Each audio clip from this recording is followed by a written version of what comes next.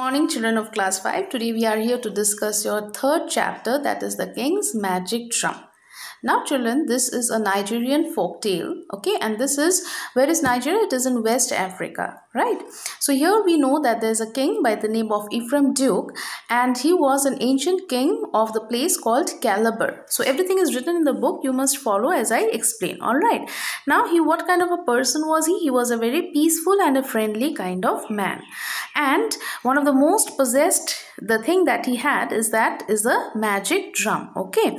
So whenever any country declared war against the king, what did he do? He simply invited those people to his kingdom, and he used to take out his magic drum and beat his drum. Now what was the purpose of doing that? The purpose was that whenever you beat the magic drum, plenty of eatables would come out, and that also of delicious delicacies, okay. For example, you could have fish, you could have soup, you could have yam, and a certain food called, which is known as fufu, which is mentioned in your book.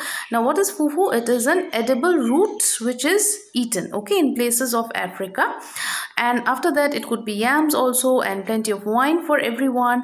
And he, every time when this king, that is Ephraim Duke, when he used to invite people, he used to give this kind of service, and that is the reason why everybody was happy. Yes, like if you're waging a war against someone, and instead if you're getting plenty of things to eat, then definitely you would be happy, isn't it? So now there was one condition on which this drum would act otherwise. That means if by chance, if anyone would walk over any stick on the road or even step over a fallen tree, then this food would immediately go bad, okay.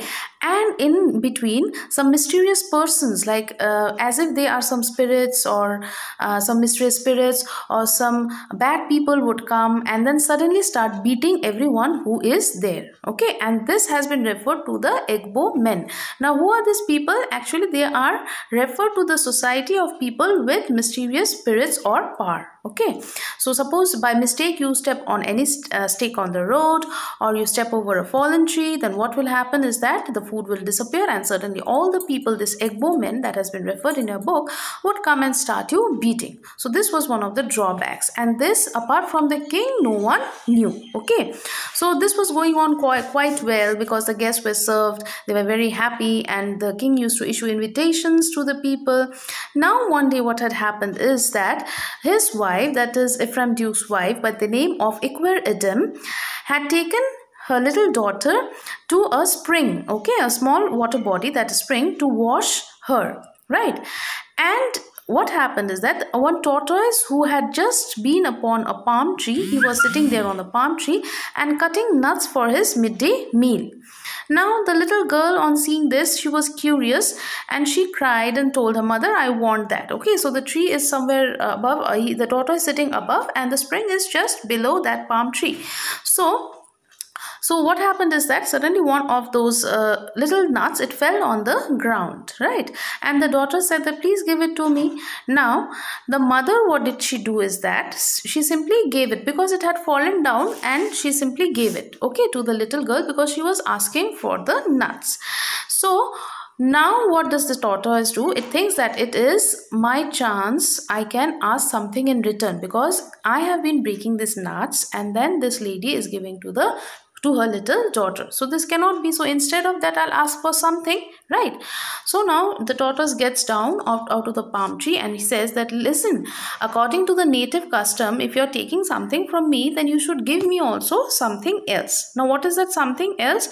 So obviously this tortoise is very cunning. He thinks that if I can ask for the magic drum from the king, then I will be very rich and prosperous, and I also can feast myself. I won't have any difficulty with food. I can invite guests anytime, and I can enjoy myself. So that is the reason I can do it, isn't it? So I can ask for the drum. So it's very cunning. So the wife says, okay, my husband, you go to my husband and speak to him, but I have not stolen the nut. It was fallen down from the palm tree. It has fallen down, and it was just that I had taken it from the ground.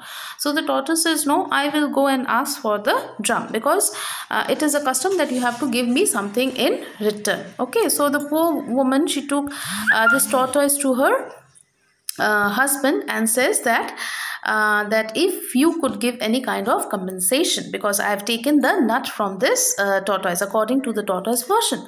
So the tortoise immediately, what does it ask for? It says that, okay, you have to give me the drum. Okay, so now the drum, he says that, okay, you want the drum, but the king says in mind that I will not say what is the difficulty about the drum, isn't it? So he does not tell the magic scoop which was there, that if you suddenly step over a word, or if you step over a foreign log, then the magic would disappear and you will be beaten. This much he does not say. Okay, so the tortoise carries on very pleased with this. He carries it home and he says to his wife, see, it's written there in page number 25, I am now a rich man and therefore I will not do any kind of work. I am very rich. So whenever I have to ask for the food, I will get it.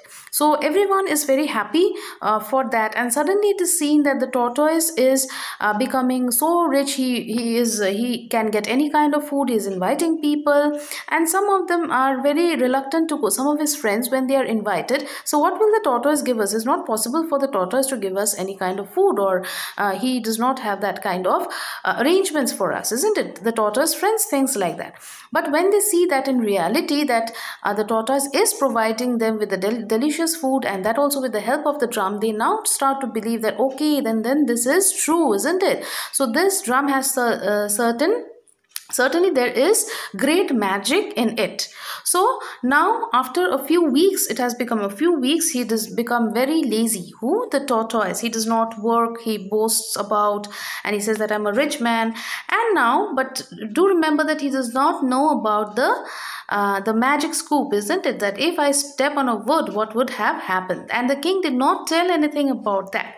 So one day when he was walking along the path with his drum, and of course what happened, he stepped on a stick, and then suddenly it was the spell which was broken at once, and eventually when he arrived at house, he just threw the drum and went to sleep.